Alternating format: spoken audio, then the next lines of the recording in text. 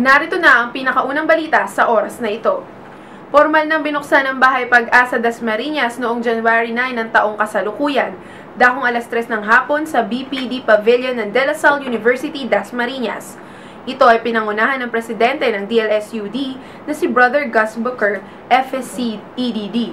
Dinaluhan ito ng ilang kilalang personalidad tulad nina Chief Justice Hilario Davide Jr., Secretary of Department of Education Brother Armin Luistro, DSWD USEC Alicia Bala, ang aktor at lasalyanong si Edu Manzano, at si Anthony Pangilinan bilang Master of Ceremony. Kasama ding nakiisa sina GMA Cavite Mayor Leonisa Virata, ang presidente ng PLDT Smart Foundation Incorporated na si Maria Esther Santos, at ang buong DLSUD administration. Nagsimula ang formal opening ng Bahay Pag-asa Dasmariñas sa pamamagitan ng paghahandog ng invocation mula sa DLSUD University Chaplain Brother June Perez Jr.